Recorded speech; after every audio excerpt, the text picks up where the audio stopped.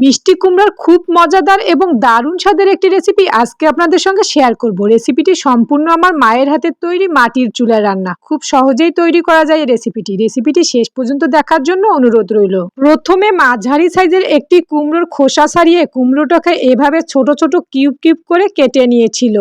এবার পরিষ্কার পানি দিয়ে কুমড়োগুলোকে খুব ভালোভাবে পরিষ্কার করে ধুয়ে নিতে হবে। এখানে আপনারা যে যতটুকু তরকারি রান্না করতে চান সে অনুযায়ী কুমড়োর পরিমাণটা নিয়ে নেবেন। এবার একটি কড়াইকে চুলায় বসিয়ে দিয়ে দিল পরিমাণ মতো সয়াবিন তেল।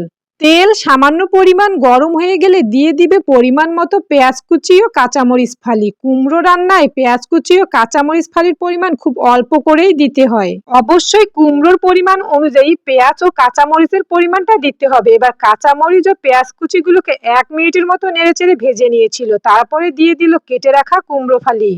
মরিচ ও পেঁয়াজের সাথে কুমড়ো ফালিগুলোকে প্রায় 1 মিনিটের মতো ভেজে নিয়েছিল। তারপরে দিয়ে দিল স্বাদ মতো লবণ, পরিমাণ মতো হলুদ গুঁড়া ও পরিমাণ মতো জিরার গুঁড়া।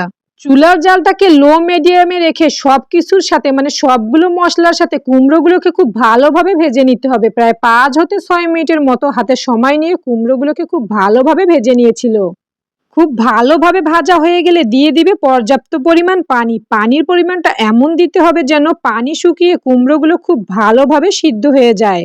পানি দেওয়ার পর কুমড়োগুলোকে এভাবে নেড়েচেড়ে একটি ঢাকনা দিয়ে প্রায় 10 মিনিটের মতো রান্না করে নিতে হবে। এ সময় চুলার জালটাকে হাই ফ্লেমে রেখে রান্নাটি করতে হবে। 10 মিনিটের মাঝখানে একবার ঢাকনা খুলে কুমড়োগুলো উল্টাই পাল্টাই দিতে হবে, যাতে করে মশলাগুলো কড়াইয়ের সঙ্গে লেগে না যায়।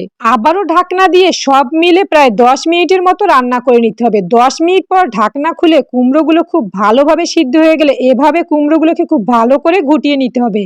অনেকক্ষণ সময় নিয়ে প্রায় 10 মিনিটের মতো কুমড়োগুলো খুব ভালোভাবে ঘুটিয়ে নিয়েছিল, যাতে করে কুমড়োগুলো একদমই মিহি হয়ে যায়। এবার দিয়ে দিল পরিমাণ মতো ধনিয়া গুঁড়া। কুমড়ো রান্না অবশ্যই ধনিয়া গুঁড়া দিতেই হবে। এই ধনিয়া গুঁড়ার কারণেই কিন্তু কুমড়োর স্বাদ দ্বিগুণ বৃদ্ধি পাবে।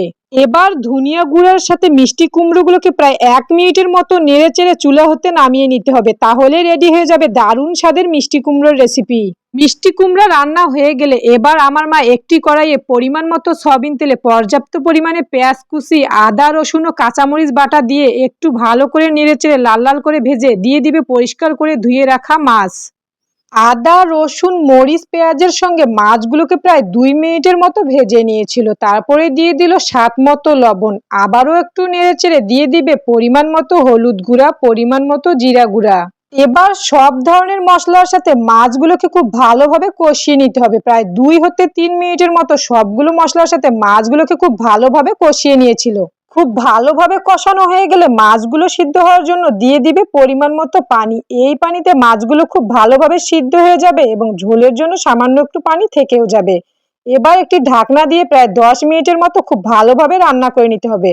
10 মিনিটের মাঝখানে একবার ঢাকনা খুলে মাছগুলোকে খুব ভালোভাবে উল্টাই দিতে হবে। ঠিক 10 মিনিট রান্না হয়ে গেলে মাছগুলোকে চুলা হতে নামিয়ে নিয়েছিল। তরকারি রান্নার পরেই আমি খাওয়া দাওয়া শুরু করে দিয়েছিলাম। প্রথমেই মিষ্টি কুমড়ার রেসিপিটি দিয়ে খাওয়া শুরু করেছিলাম। বিশ্বাস করেন এত মজার হয়েছিল এই রেসিপিটি, মুখে লেগে থাকার মতো।